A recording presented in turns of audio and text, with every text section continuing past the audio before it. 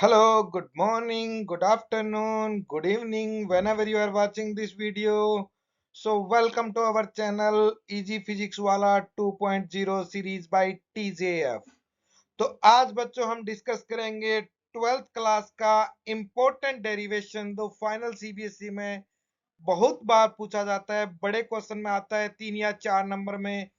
तो बच्चों इसको ध्यान से पढ़ना, एक एक स्टेप्स को समझना।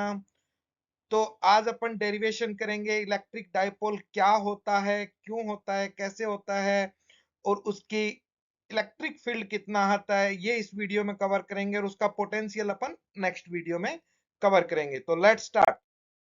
तो बच्चों आपको इलेक्ट्रिक डाइपोल क्या होता है पहले ये समझने की जरूरत है। तो इलेक्ट्रिक डाइपोल होता है बच्चों एक पॉजिटिव चार्ज एक नेगेटिव चार्ज, वो एक सर्टेन डिस्टेंस से सेपरेटेड होते हैं, तो इसको इलेक्ट्रिक डाइपोल कहते हैं।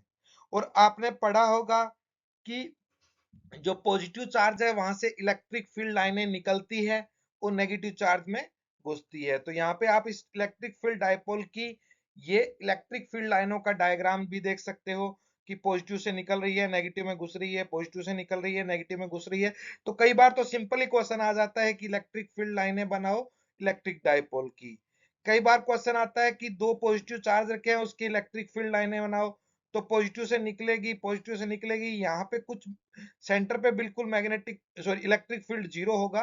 तो वो अपने को ध्यान देना है बच्चों, अगर दोनों नेगेटिव चार्ज होगा तो भी बस इसकी डायरेक्शन का फर्क पड़ेगा। दोनों पॉजिटिव चार्ज है तो बाहर की तरफ होगी, दोनों नेगेटिव चार्ज है तो अंदर की तरफ होगी। और डाइपोल होता है एक पॉजिटिव एक नेगेटिव। तो इसको ध्यान से पढ़ना बच्चों, कई बार सीधा एक नंबर का क्वेश्चन आता है इलेक्ट्रिक फील्ड लाइनों के ऊपर। तो अभी स्टार्ट करते हैं। इलेक्ट्रिक डाइपोल अपन ने बोला एक पॉजिटिव चार्ज होता है एक नेगेटिव चार्ज होता है। जो पॉजिटिव और नेगेटिव की एक्सेस होती है उसको एक्सियल पोजीशन बोलते हैं, और उसके बिल्कुल परपेंडिकुलर एक्सेस होती है उसको इक्विटोरियल पोजीशन बोलते हैं। तो इसकी दोनों की डिस्टेंस मान लो 2a है, तो इसकी सेंटर से डिस्टेंस काउंट करने चाहूं तो a होगी। तो इसका इलेक्ट्रिक डाइपोल मोमेंट की बात करूं तो q इंटू 2a होता है।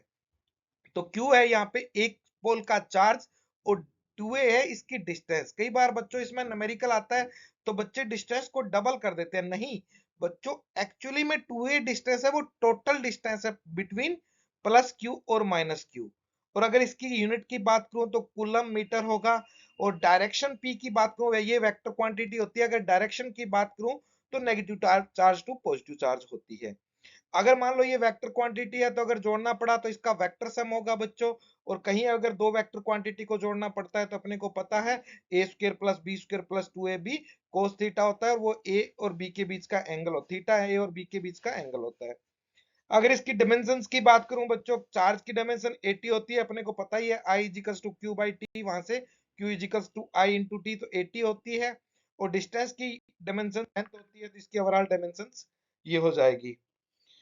तो चलो लेट्स स्टार्ट बच्चों, डेरिवेशन को स्टार्ट करते हैं। तो दो डेरिवेशन करेंगे बच्चों, एक एक्सियल पोजीशन पे अपन इलेक्ट्रिक फील्ड डाइपोल का डेरिवेशन करेंगे, एक इक्वेटोरियल पोजीशन पे करेंगे।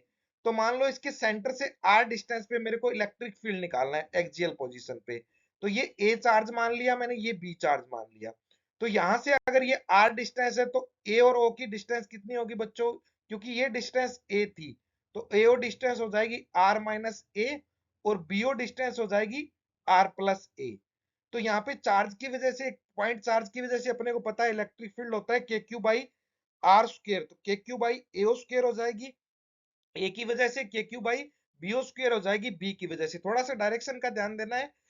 ए की वजह से डायरेक्शन होगी वो ओ से ए की तरफ होगी, क्योंकि नेगेटिव की तरफ आता है इलेक्ट्रिक फील्ड और पॉजिटिव से दूर जाता है। तो बीओ की बी की वजह से होगी वो बीओ की डायरेक्शन में होगी। अब अपने को देखना दोनों में से बड़ा कौन सा होगा, इनमें से बड़े में से छोटा घटा देंगे तो नेट अपना इलेक्ट्रिक फील्ड आ जाएगा। तो जिसकी डिस्टेंस कम होगी वो बड़ा होगा। तो डिस्टेंस कम होती है किसकी, एओ की डिस्टेंस कम है तो ये बड़ा होगा। तो अपन इलेक्ट्रिक फील्ड ए माइनस इलेक्ट्रिक फील्ड बी करेंगे, के q by are minus a का स्क्वायर माइनस के q by are plus a का होल स्क्वायर। ये होल स्क्वायर लगाना भूल गया बच्चों यहाँ पे।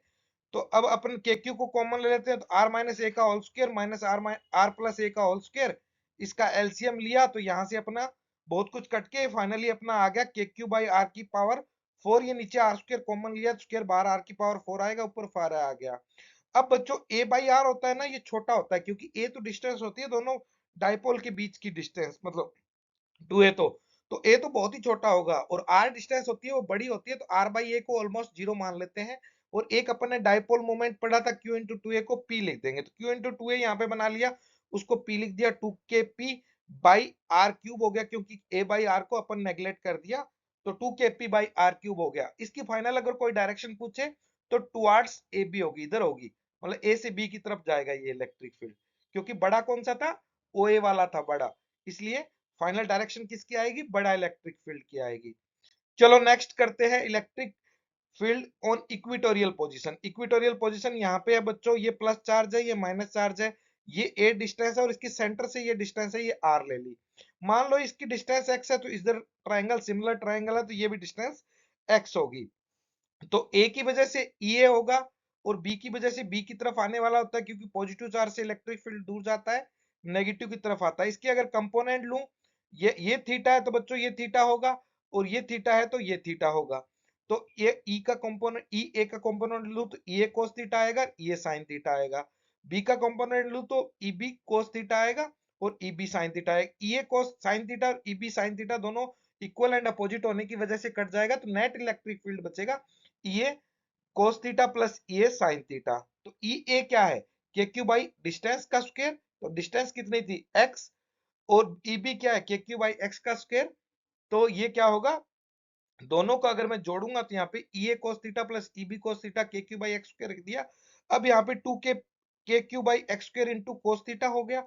अगर कोस थीटा की इस ट्राइंगल से वैल्यू निकालूं तो ए बाई एक्स, क्योंकि कोस थीटा होता है बेस अपॉन हाइपोटेनियस, तो ये ए बाई एक्स रख दिया, तो ये केपी बाई एक्स की क्यूब हो गया। अब एक्स स्क्वायर क्या था बच्चों अपना, इस ट्राइंगल का एक्स स्क्वायर होता है हाइपोटेनियस का square plus perpendicular square plus base square. तो एक्स की वैल्यू आ गई r square plus a square की पावर 1/2। अगर इसका क्यूब करूंगा तो इसका भी क्यूब हो जाएगा, तो x की जगह मैंने रख दिया, मतलब r square plus a square की पावर 3/2। यहाँ से आर स्क्वायर कॉमन लूंगा तो स्क्वायर से स्क्वायर कट जाएगा, आर की क्यूब बाहर आएगा।